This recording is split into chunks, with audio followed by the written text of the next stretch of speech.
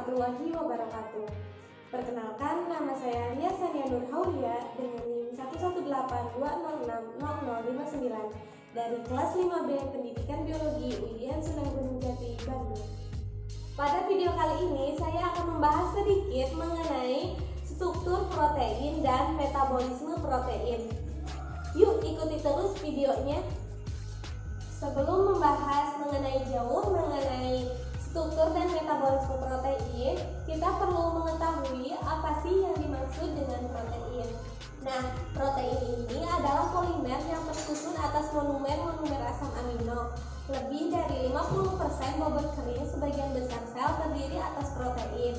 Dan molekul ini berperan penting dalam hampir segala sesuatu yang sel lakukan. Nah, protein di dalam tubuh kita ini disebut sebagai lebah pekerja. Mengapa demikian? Karena kemungkinan besar bila ada sesuatu yang sedang dilakukan, maka yang melakukannya itu adalah protein. Perlu kita ketahui bahwa protein ini dibuat dengan cara merangkai satu set umum yang terdiri atas 20 jenis asam amino. Nah, asam amino ini adalah penyusun protein yang berupa senyawa dengan gugus karboksil dan gugus amina. Dari ke-20 jenis asam amino yang berbeda, hanya rantai sampingnya saja yang membedakannya. Selanjutnya, kita akan membahas mengenai struktur dari protein. Ada 4 tingkatan struktur protein, yaitu struktur primer, sekunder, tersier, dan kuarterner. Yang pertama yaitu struktur protein primer.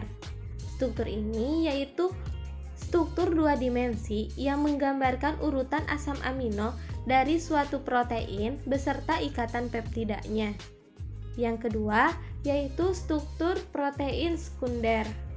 Nah, struktur ini adalah struktur 3 dimensi hasil pelipatan protein akibat ikatan hidrogen antara atom O-karboksil dan N-amina.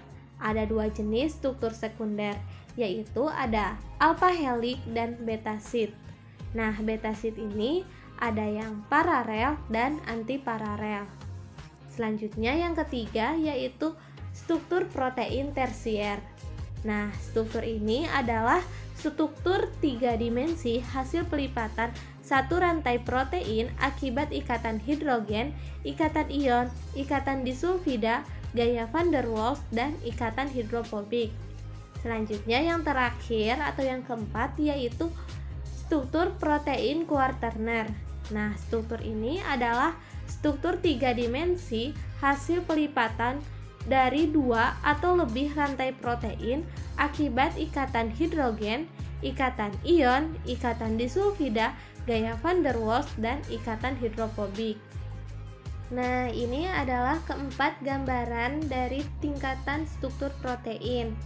Yang pertama yaitu ada struktur protein primer, hanya berupa urutan. Yang kedua yaitu ada struktur protein sekunder, yaitu ada alpha helix dan beta sheet-nya. Terus yang ketiga ada struktur protein tersier. Nah, di sini sudah membentuk lipatan yang sempurna. Dan yang terakhir yaitu struktur protein kuarterner yang tersusun dari 2 buah rantai. Nah, bisa dilihat ada rantai warna merah dan warna kuning. Selanjutnya yaitu klasifikasi protein menurut fungsinya. Yang biasa kita kenal yaitu ada 7 kelompok. Yang pertama yaitu enzim atau biokatalisator, yang kedua protein struktural, yang ketiga protein pertahanan, yang keempat nutrien dan penyimpanan, yang kelima protein penggerak atau kontraktil, yang keenam protein transport, dan yang ketujuh yaitu protein pengatur.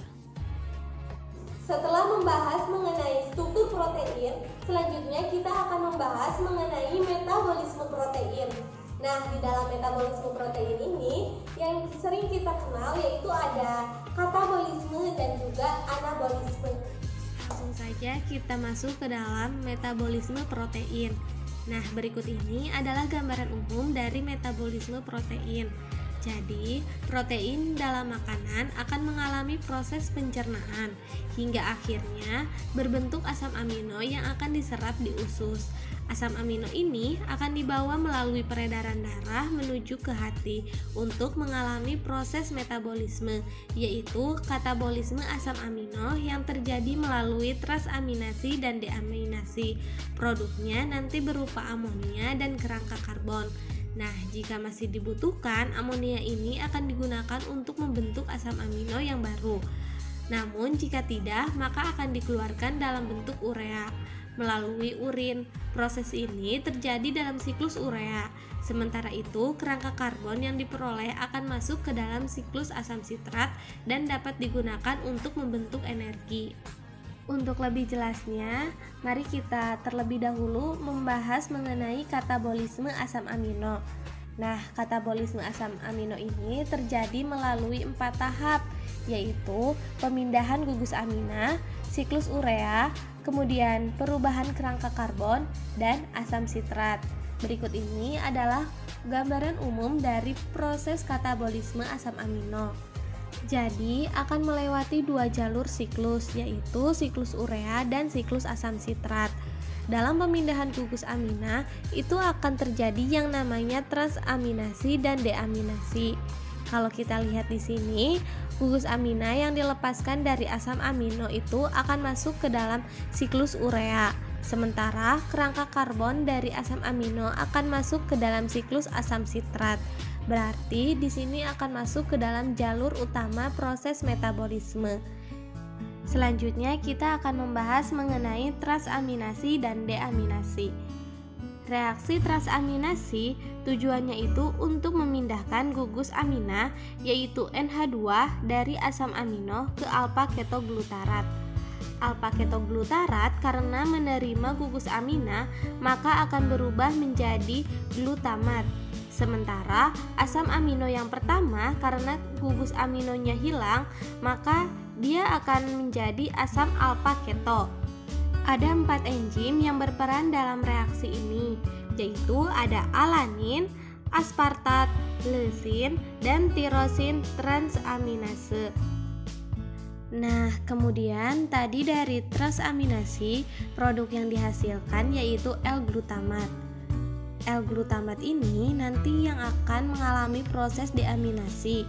Mengapa dalam transaminasi yang dibentuk itu glutamat? Nah, karena glutamat ini satu-satunya asam amino yang bisa dilepaskan gugus aminanya.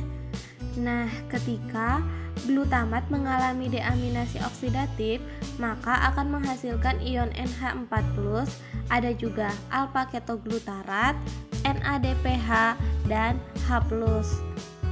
Alpha ketoglutaratnya itu nanti bisa digunakan lagi untuk proses transaminasi. Kemudian, enzim yang mengkatalisis reaksi deaminasi adalah L-glutamat dehidroksinase yang ada di dalam matriks mitokondria. Nah, ion NH4+ yang dihasilkan ini akan masuk ke dalam siklus urea untuk dapat dikeluarkan dari dalam tubuh. Amonia ini harus dikeluarkan dari dalam tubuh karena amonia ini adalah racun, beracun bagi tubuh. Berikut ini adalah gambaran umum dari siklus urea. Ya, bisa kita lihat secara keseluruhan mulai dari awal glutamat masuk ke dalam mitokondria. Ini yang berwarna abu-abu ini adalah daerah mitokondria. Ini posisinya ada di dalam sel hati. Kemudian akan menghasilkan produk akhir berupa urea yang reaksinya berada di sitosol. Nah, NH4+ ini yang akan dihasilkan dari deaminasi akan diubah menjadi karbon moil fosfat. Karbon moil fosfat ini akan mengikuti siklus urea sehingga terbentuk urea yang siap dikeluarkan dalam urin. Ada beberapa hewan yang mengeluarkan amonia atau aminanya itu dalam bentuk yang lain. Nah, kalau pada vertebrata termasuk juga mamalia, yaitu mengeluarkannya dalam bentuk urin. Tapi kalau misalnya pada ikan, mereka mengeluarkan dalam bentuk amoniak langsung. Sedangkan pada apes atau burung-burungan, mereka mengeluarkan dalam bentuk asam urat. Selanjutnya kita akan membahas mengenai kerangka karbon. Nah, kerangka karbon dari asam amino itu akan dikemanakan ya?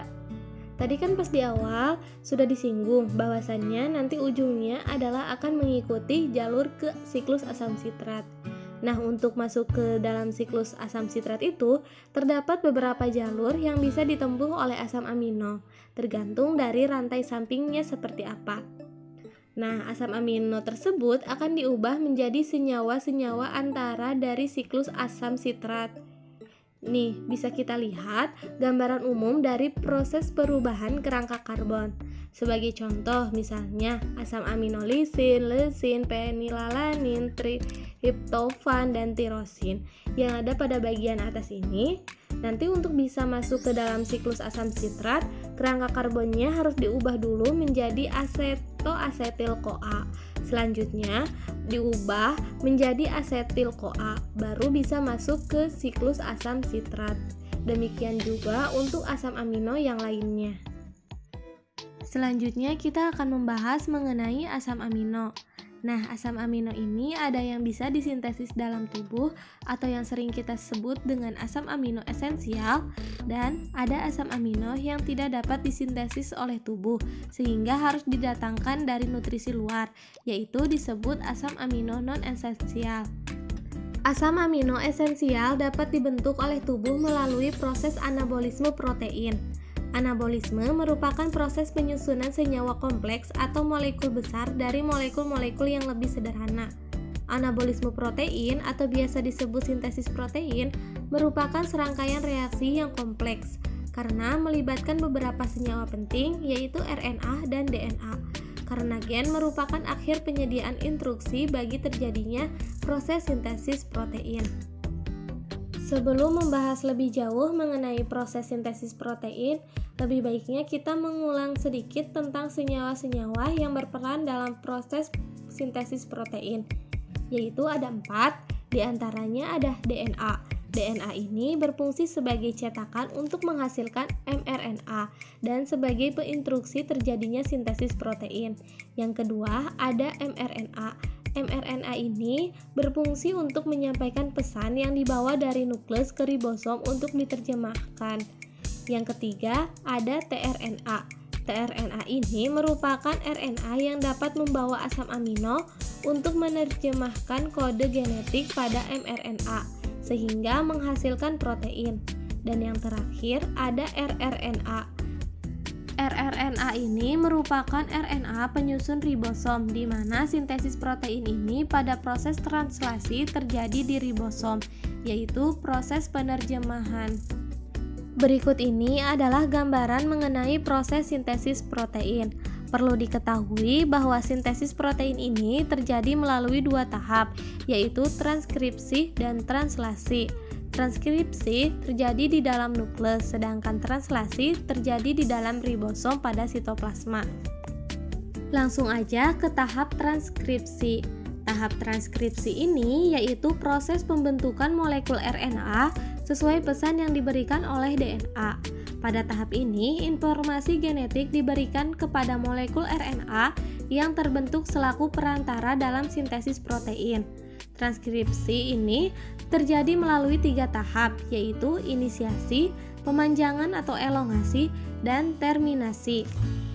Pada tahap inisiasi, setelah RNA polimerase berikatan ke promotor untai-untai DNA, membuka dan polimerase menginisiasi. Sintesis RNA di titik mulai pada untai cetakan. Setelah sintesis RNA diinisiasi, selanjutnya pada tahap pemanjangan. Polimerase bergerak menghilir membuka DNA dan memperpanjang transkripsi RNA dari rantai 5 aksen menuju 3 aksen. Setelah transkripsi, untai DNA kembali membentuk heliks ganda, hingga akhirnya pada proses terminasi, RNA polimerase melepaskan diri dari DNA. Yang kedua yaitu translasi. Sama halnya dengan transkripsi, translasi terjadi melalui 3 tahap, yaitu inisiasi, elongasi, dan terminasi. Pada tahap inisiasi, translasi menyatukan mRNA, tRNA yang membawa asam amino pertama dari polipeptida dan kedua subunit ribosom pertama. Suatu subunit ribosom kecil berikatan dengan mRNA sekaligus tRNA inisiator spesifik yang mengangkut asam amino metionin. Penggabungan mRNA, tRNA inisiator dan subunit ribosom kecil diikuti oleh pelekatan subunit ribosom besar, sehingga kombes inisiasi translasi pun lengkap. Tahap kedua yaitu elongasi. Asam amino ditambahkan satu persatu ke asam amino sebelumnya. mRNA digerakkan melalui ribosom ke satu arah saja, yaitu ujung 5 aksen terlebih dahulu. Ini sama dengan ribosom yang bergerak dari arah 5 aksen ke 3 aksen pada mRNA. Poin pentingnya adalah bahwa ribosom dan mRNA saling bergerak satu sama lain ke suatu arah kodon demi kodon. Pemanjangan berlanjut sampai kodon stop pada mRNA mencapai situs A ribosom. Triplet basa UAG, UAA, dan UGA tidak mengkodekan asam amino, melainkan bekerja sebagai sinyal untuk menghentikan translasi. Ketika ribosom mencapai kodon stop di mRNA, situs A ribosom menerima sebuah faktor pelepasan, yaitu protein yang berbentuk seperti tRNA sebagai ganti tRNA amino asil, dan pada akhirnya kedua subunit ribosom dan komponen lain memisahkan diri. Di awal sudah disinggung bahwa protein memegang peranan penting bagi kehidupan yang ada di muka bumi. Berbicara mengenai fungsi protein, protein memiliki banyak sekali fungsinya. Beberapa fungsi dari protein yaitu untuk mempercepat reaksi-reaksi kimia, untuk penyokong sebagai agen penyimpan asam amino, untuk transport zat, berperan dalam koordinasi berbagai aktivitas organisme, berperan dalam respons sel terhadap rangsangan, untuk pergerakan dan perlindungan terhadap penyakit. Cukup sekian yang dapat saya sampaikan. Semoga dapat dipahami dengan mudah.